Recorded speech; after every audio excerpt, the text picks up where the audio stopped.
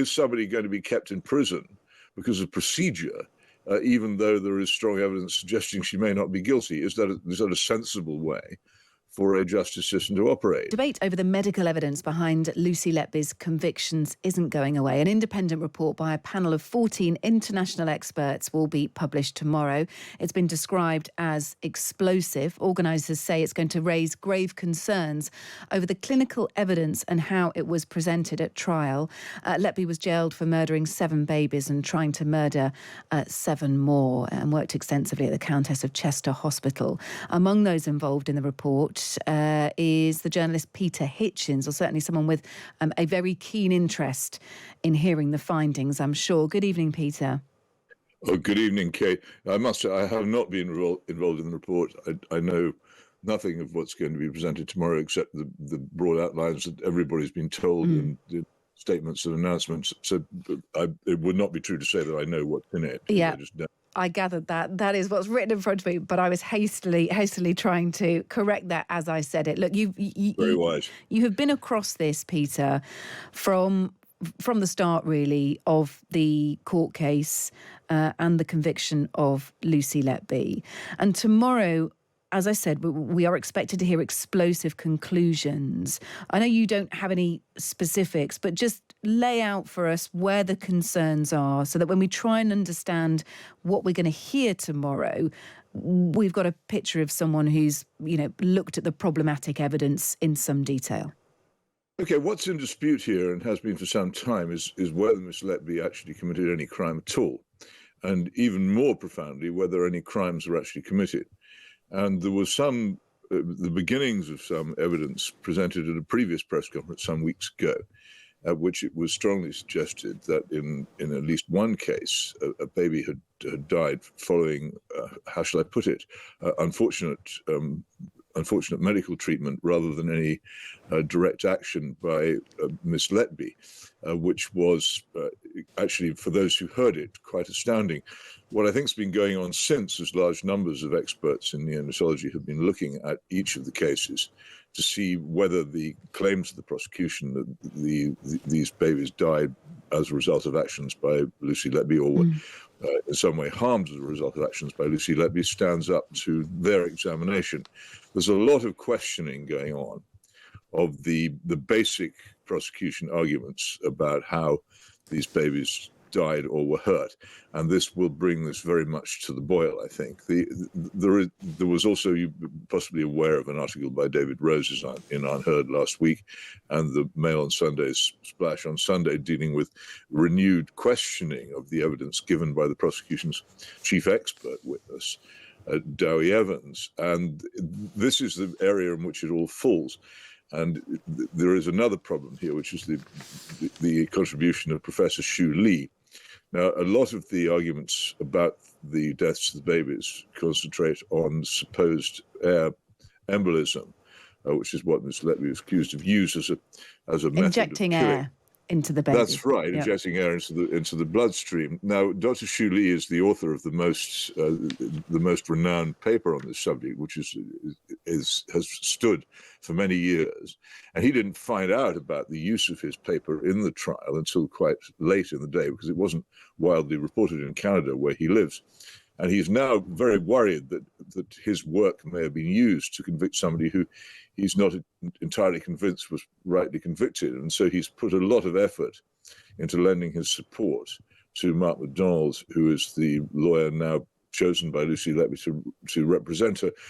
This has been going on for a very long time. It's been an inch by inch process. Part of the problem lies in the fact that the Court of Appeal is naturally, and I have to say, not this is nothing wicked about this. It's reasonably reluctant to reopen cases, and on this occasion, it didn't allow an appeal by Ms. Letby because, in the case of the Xu Li evidence, which was put forward at appeal, they said, "Well, why couldn't this have been put forward at the original trial?" Which is a good question, but it doesn't really answer the difficulty. Negate a further trial, yeah. We have a problem. Is somebody going to be kept in prison because of procedure, even though there is strong evidence suggesting she may not be guilty? Is that a sensible way for a justice system to operate. Shouldn't we be more worried about whether she's guilty or not than worried about whether procedure was properly followed? I mean, on the other side of this, first of all, families of those children who died and who nearly died, according to the court, at the hands of Lucy Letby, is it right that we're putting them through this again? And also, and I would much rather that they were not put through any more of this. But Peter, everybody involved in this is most profoundly sympathetic to and concerned about the families. And the loss of a child, the loss of a baby is a terrible thing. But you must ask yourself here, when the police first discovered that there was a question that these babies might have been murdered, that was obviously going to distress the parents. And there was no question at the time, and rightly no question, as to whether the police should hold their hands into inquiring into this because it would distress the parents. I think exactly the same applies now. And I think the families must understand this and do understand it, that if there really is a serious question about whether Miss Letby is guilty or not, then it's necessary to pursue these inquiries. And just as it was necessary to pursue the inquiries which led to her conviction. Yeah. The other thing to mention, Peter, is even if the evidence which was presented based on the paper by Dr. Xu Li, who's saying it's still a very good paper, but of course it doesn't actually work in this case. Some of my findings were not directly applied, and actually medical science has changed extensively, and I was not consulted in this case before my paper was used, a paper dating from 1989, that even if it's found that actually his paper was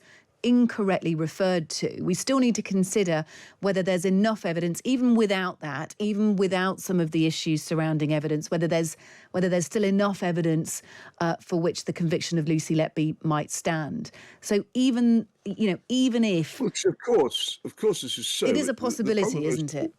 Of course, anybody involved in this case must keep an open mind. That's essential for those who believe Miss Letby is guilty and for those who believe she may not be. And I think that is absolutely vital. I try very much to keep an open mind. I've never said that Miss Letby is innocent. I've just said that it appears to me, from what I've seen and read and heard, that her conviction is unsafe. And that's as far as I'm prepared to go. Yeah. I just think there is now so much evidence suggesting that something went wrong in this trial, that the safest thing for the court system to do is either to hold a retrial or to allow her to appeal. People may differ on which is better, and it's not for me to say. But I think for justice is incredibly important. And for justice to apply and be respected, it must be trusted. And at the moment, I think the more people who turn to look at this case, the more people you find. And there are too many question marks. Actually, there's something wrong here. Sort it out, settle it. By reopening it and allowing her the defence, which I think quite a lot of us feel she didn't really have properly the first time round. Peter, always good to speak to you. Thank you. Journalist Peter Hitchens there. Good to have you on. Now, it is 8:27. It stained one of the happiest days of my life. The words of Spanish footballer Jenny Hermoso, describing the infamous... Later this morning, an expert who believes his research was misused to convict Lucy Letby will hold a news conference to challenge how his work was presented. Dr. Xu Li is preparing to make a significant intervention in her case by presenting a new review of all the deaths of the 17 babies Letby was accused of harming. We can speak to Dr. Xu Li now. Good morning. Good morning. Now, there is a lot of complexity to the evidence that was presented in this case, and I want to just make it clear from the outset that no one element was used to convict Lucy Letby. It's a much bigger picture. But just explain to people what your concern is about the research that you conducted and the way it was used in this trial. So firstly, I agree that there's many factors involved and that there were many ways by which Lucy was accused of injuring or harming the infants. And our panel actually looked at all of them, not just the air embolism. Air embolism was a factor in many of the babies that were claimed, but we actually looked at all the factors involved, and we are going to be issuing a statement on the causes of death or injury in all the babies. Now, with respect to air embolism, the issue was that the prosecution expert witness basically said that in these babies, they had desaturation, bradycardia, and collapse, accompanied by skin discoloration that was characteristic of air embolism, and therefore the diagnosis was air embolism. And I said that that was incorrect. because the skin discolorations that were described are not specific to air embolism. In addition, I have published a new paper that was published in the American Journal of Perinatology in December of 2024, that's 2 months ago, in which I separated arterial from venous air embolism. In other words, in our body, we have two circulations. The arterial circulation carries blood that's oxygenated by the lungs to the rest of the body, including the skin and the organs. And then the venous system carries the deoxygenated blood back to the lungs for oxygenation. And so if you inject air into the arterial circulation, it goes directly to the organs and to the skin. But if you inject air into the venous circulation, it doesn't. It has to go through the lungs first. And there is a fine layer of fine small blood vessels in the lungs that filter out all the air bubbles so that it doesn't reach the arterial circulation. Now, theoretically, it's possible for bubbles in the venous circulation to enter the arterial circulation through what is called the foramen ovale, which is a hole in the heart that in babies who are newly born remains patent but closes within a few days. Now, the thing is that in the arterial system, the pressure is actually higher than in the venous, and therefore the bubbles will have to traverse through a hole going in the wrong direction relative to the pressure gradient. Yeah. And so it's not easy to do. So it's a theoretical possibility. I think what we found was that in no cases of venous air embolism was there ever been described patchy skin discolorations. Yeah. And therefore, that theory doesn't hold. But one of the biggest problems with this case and with evidence like, I mean, you've just given us a very complicated and detailed explanation of what would happen in perhaps a normal case. Some of the elements here are complicated by the fact that these were very ill, premature babies. They were having a lot of treatment. They may not they may not present in the normal way, but much more than that, there was no way to go back and double check, because at the time, a lot of these babies were not assessed in a way that you would if you were now looking back on it and thinking that they had been treated poorly by a member of staff. There is no way of knowing either way in this case, is there? That's not true. Because, in fact, we were able to go through the notes in great detail and to look at the potential causes of death or injury. And in every case, we were able to identify what the cause was. But you could never say for certain. You could identify a different cause of death, but you would never be able to say for certain, just like you were never able to say for certain in the Lucy Letby case, which is why it was a much bigger picture of evidence as opposed to one thing which convicted her. That's not entirely true. Because you are right that in life, nothing is for certain. But in this case, we know there is no evidence that there can be patchy skin discolorations in IV air embolism. And so if you are saying that this is a case of IV air embolism because there was collapse and skin discoloration, well, there's no evidence for that. So do you believe that Lucy Letby is entirely blameless here, that she's been wrongly convicted? There's a miscarriage of justice?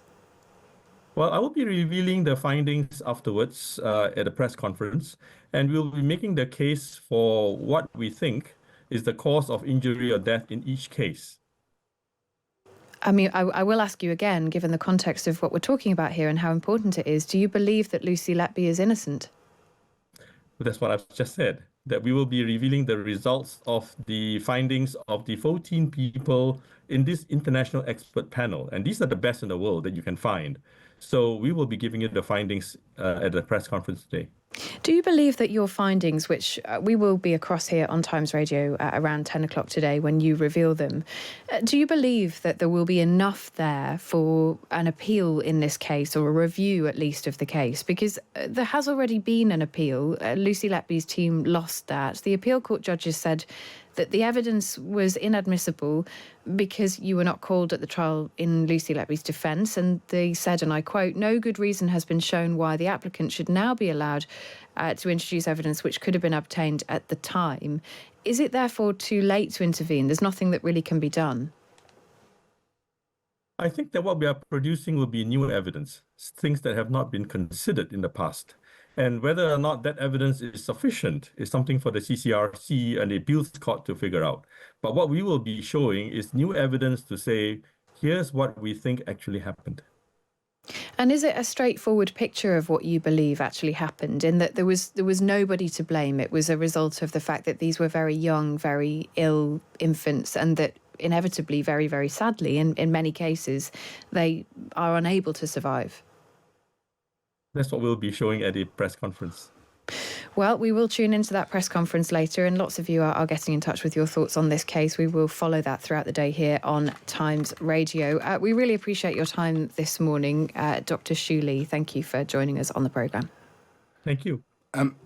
He obviously didn't want to crash his own press conference, which is slightly frustrating. But he does seem to be suggesting that he is going to say 14 causes of death that were not those undertaken by Lucy Letby. The thing I find frustrating about all of this is that was really interesting. The press conference will be interesting. And if this becomes a debate between experts and what's admissible and what's not admissible, that's fair enough. I do feel that the Lucy Letby case has also become a very, very strange bandwagon. It has, but I think that the part of the problem with this case is that these were very, very ill infants, and actually quite a lot of these arguments have already been tested. I mean, one of the arguments about how babies presented, whether they had skin discoloration or not, one of the experts in the case has said that the paper that we've just been talking about was not a major factor, and the presence or absence of skin coloration was unnecessary anyway in the diagnosis of most of these cases. So to then sort of focus in on only one thing seems to dismiss all of the other things that were presented in evidence at the time. And where does this bandwagon come from? You know, such noted doctors as Nadine Dorris and David Davies MP have an absolute clear view that Lucy Letby is innocent. And how can you possibly know that? I find that it's a weird conspiracy, anti-establishment arrogance that people who can... I don't know, you don't know. We've just spoken to an expert for 8 minutes who gave us some information to think about, but he wasn't willing to be explicit, at least with us, where it goes. And as you said, the evidence beyond what he is saying is also further complicated. It was a very long trial with numerous bits of evidence. It was then tested on appeal numerous times, and the conviction was upheld. Now, it may be a miscarriage of justice, but there's the certainty that some people have. It's infuriating. And I think that's what I was trying to get to with Dr. Shu Lee there, which is that in these cases, it is almost impossible to say either way. And what you have to present is a picture of evidence which takes into account not just one thing, but many, many things over a certain period of time, including statistics. Now, I know that there are people who will read statistics in different ways, and you can present evidence in different lights. That's what a court case is all about. But at the end of the day, if we no longer trust that both sides of the evidence have been presented and that somebody has taken a judgment, if we can't trust that judgment, then we get into quite difficult territory. As a jury,